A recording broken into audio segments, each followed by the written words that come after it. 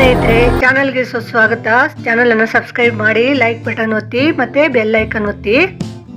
ಈ ವಿಡಿಯೋದಲ್ಲಿ ಕಟಕ ರಾಶಿಯವರ ವರ್ಷ ಭವಿಷ್ಯವನ್ನು ತಿಳಿಯೋಣ. ಜನವರಿ ತಿಂಗಳ ವರ್ಷ ಭವಿಷ್ಯವನ್ನು ನೋಡೋದಾದ್ರೆ, ಯೋಜಿತ ಕಾರ್ಯಗಳಲ್ಲಿ ಪ್ರಗತಿ ಕುಂಠಿತ ಆಗುತ್ತೆ. ಹಣಕಾಸಿನ ವ್ಯವಹಾರ ಲಾಭ ಬಂದರೂ ಸಹ ಹಣದ ಮುಗ್ಗಟ್ಟು ಕಾಡ್ತಾನೆ ಇರುತ್ತೆ. ಕುಟುಂಬದಲ್ಲಿ ಕಿರಿಕಿರಿಯ ವಾತಾವರಣ ಇರುತ್ತೆ. ಕಾರ್ಯಸ್ಥಾನದಲ್ಲಿ ಉತ್ತಮ ಸಹಕಾರ, ಮನಸ್ಸಿನಲ್ಲಿ ಕ್ಲೇಶ, ಕಾರ್ಯ ತಾಮಸವಾಗುವ ಸಂಭವ ಇದೆ. ಸುಬ್ರಹ್ಮಣ್ಯ ಆರಾಧನೆಯಿಂದ ಎಲ್ಲ ಒಳ್ಳೆಯದಾಗುತ್ತೆ. ಫೆಬ್ರವರಿ ತಿಂಗಳ ಭವಿಷ್ಯ ನೋಡೋದಾದ್ರೆ, ಕುಟುಂಬದಲ್ಲಿ ನೆಮ್ಮದಿಯ ವಾತಾವರಣ ಇರುತ್ತೆ. ಮನಸ್ಸಿನಲ್ಲಿ ಹೆದರಿಕೆ ಕಾಡುತ್ತೆ ಸ್ವಲ್ಪ. ಧನ ಲಾಭ ಆದರೂ ಸಹ ಹಣಕಾಸಿನ ಮುಗ್ಗಟ್ಟು ಸ್ವಲ್ಪ ಅವಾಗ ಕಾಡ್ತಾನೆ ಇರುತ್ತೆ. ಆರೋಗ್ಯ ಸಾಧಾರಣ. ಗೃಹಿಣಿಯರಿಗೆ ನೆಮ್ಮದಿ ಕಡಿಮೆ. ಅಮೂಲ್ಯವಾದ ವಸ್ತುಗಳು ದೊರೀತಾವೆ ನಿಮಗೆ. ಜಮೀನು ವಿವಾದದಲ್ಲಿ ಹಿನ್ನಡೆ ಆಗುತ್ತೆ. ಸ್ಥಾನಭ್ರಷ್ಟತೆ ಆಗುವ ಸಂಭವ ಇದೆ. ಶಿವಾರಾಧನೆಯನ್ನು ಮಾಡಿ. ಮಾರ್ಚ್ ತಿಂಗಳ ಭವಿಷ್ಯ ನೋಡೋದಾದ್ರೆ, ವ್ಯಾಪಾರಸ್ಥರಿಗೆ ಅನುಕೂಲ ಕಡಿಮೆ ಆಗುತ್ತೆ. ಹಣಕಾಸಿನ ವ್ಯವಹಾರ ಉತ್ತಮವಾಗಿ ನಡೆಯುತ್ತೆ. ವಿದ್ಯಾರ್ಥಿಗಳಿಂದ ಉತ್ತಮ ಸಾಧನೆ ನಿರೀಕ್ಷಿಸಬಹುದು. ಮನಸ್ಸಲ್ಲಿ ಭಯ ಹೆಚ್ಚಾಗುವ ಸಂಭವ ಇದೆ. ಮನಸ್ಸನ್ನು ಸ್ಥಿರವಾಗಿಟ್ಕೊಳ್ಳಿ. ಕಾರ್ಯ ನಿಧಾನವಾಗಬಹುದು. ಕುಲದೇವರ ಪೂಜೆ ಉತ್ತಮ ಫಲ ಕೊಡುತ್ತೆ ನಿಮಗೆ. ಏಪ್ರಿಲ್ ತಿಂಗಳ ಭವಿಷ್ಯ ನೋಡೋದಾದ್ರೆ, ವ್ಯಾಪಾರಸ್ಥರಿಗೆ ಅನುಕೂಲ ಇಲ್ಲದಿದ್ರೂ ಸಹ ದ್ರವ್ಯ ಲಾಭ ಆಗುತ್ತೆ. ಚಿನ್ನ ಬೆಳ್ಳಿ ಇದೆಲ್ಲ ಲಾಭ ಆಗೋ ಚಾನ್ಸಸ್ ಇದೆ. ಬಂದು ವಿರೋಧ ಇರುತ್ತೆ. ಉದ್ಯೋಗಸ್ಥರಿಗೆ ಲಾಭದಾಯಕ ಹಾಗೂ ಸಂತಸದ ಸುದ್ದಿ ಸಿಗುತ್ತೆ. ಹಣದ ಅರಿವು ಉತ್ತಮ ಇರುತ್ತೆ. ವಿದ್ಯಾರ್ಥಿಗಳಿಗೆ ಉತ್ತಮ ಪ್ರಗತಿ ಹೊಂದಲು ಪರಿಶ್ರಮ ಅಗತ್ಯ. ಶಿವನ ಆರಾಧನೆ ಹಾಗೂ ಪ್ರಾರ್ಥನೆ ನೀವು ಮಾಡಲೇಬೇಕಾಗುತ್ತೆ. ಮೇ ತಿಂಗಳ ಭವಿಷ್ಯ ನೋಡೋದಾದ್ರೆ, ವಿದ್ಯಾರ್ಥಿಗಳಿಗೆ ಅನುಕೂಲ ಆಗಬೇಕಾದ್ರೆ ಹೆಚ್ಚು ಪರಿಶ್ರಮ ಆಗುತ್ತೆ. ಇಲ್ಲದ್ರೆ ಫೇಲ್ ಆಗೋ ಚಾನ್ಸಸ್ ಜಾಸ್ತಿ ಇರುತ್ತೆ. ಉದ್ಯೋಗಸ್ಥರಿಗೆ ಆತ್ಮಸ್ಥೈರ್ಯ ಹೆಚ್ಚಾಗುತ್ತದೆ.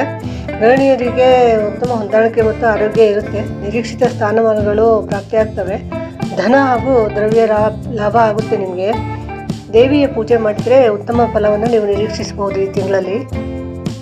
ಜೂನ್ ತಿಂಗಳಲ್ಲಿ ವಿದ್ಯಾರ್ಥಿಗಳಿಗೆ ಅನುಕೂಲ. ಪಾಲುದಾರಿಕೆ ವ್ಯವಹಾರದಲ್ಲಿ ಸ್ವಲ್ಪ ಎಚ್ಚರ ಇರಬೇಕು. ಧಾರ್ಮಿಕ ಕಾರ್ಯಕ್ರಮದಲ್ಲಿ ನೀವು ಪಾಲ್ಗೊಳ್ಳುವಂಥ ಅವಕಾಶಗಳು ಭಾಳ ಬರ್ತವೆ. ಉದ್ಯೋಗಸ್ಥರು ಮೋಸ ಹೋಗುವ ಸಂಭವ ಇದೆ. ಮೋಸಗಾರರು ನಿಮ್ಮ ಹಿಂದ್ಗಡೆನೇ ಇದ್ದಾರೆ. ಹಿರಿಯರ ಆರೋಗ್ಯ ಸ್ಥಿರವಾಗಿರುತ್ತೆ. ಮನಸ್ಸು ಇಟ್ಟು ಮಾಡಿದ ಕಾರ್ಯಗಳಲ್ಲಿ ಯಶಸ್ಸು ನಿಮಗೆ ಸಿಗ್ಬೋದು. ಸಹೋದ್ಯೋಗಿಗಳಿಂದ ಸಹಕಾರ ಸಿಗುತ್ತೆ. ಸರ್ಕಾರಿ ಕೆಲಸಗಳಲ್ಲಿ ನಿಧಾನಗತಿ ಆಗುತ್ತೆ.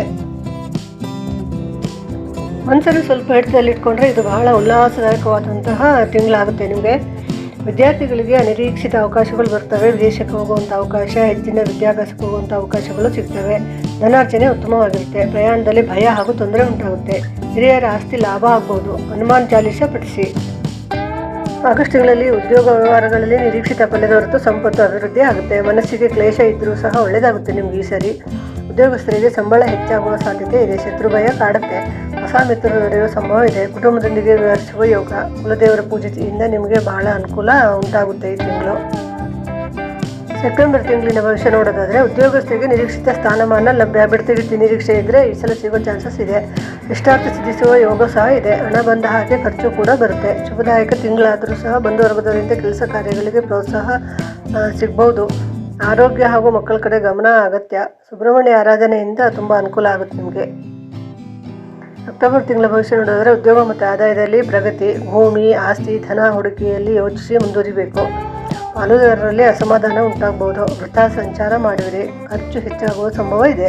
ಗೃಹಿಣಿಯರಿಗೆ ಆರೋಗ್ಯ ತೊಂದರೆ. ಕೆಲಸ ಕಾರ್ಯಗಳಲ್ಲಿ ಹಿನ್ನಡೆ. ತಾಳ್ಮೆ ಅಗತ್ಯ. ಸುಬ್ರಹ್ಮಣ್ಯ ಸ್ವಾಮಿ ಆರಾಧನೆಯಿಂದ ತುಂಬ ಒಳ್ಳೆಯದಾಗುತ್ತೆ. ನವೆಂಬರ್ ತಿಂಗಳ ಭವಿಷ್ಯ ನೋಡೋದಾದರೆ, ಮಾತಿನಲ್ಲಿ ಎಚ್ಚರ ಇರಬೇಕು ನೀವು.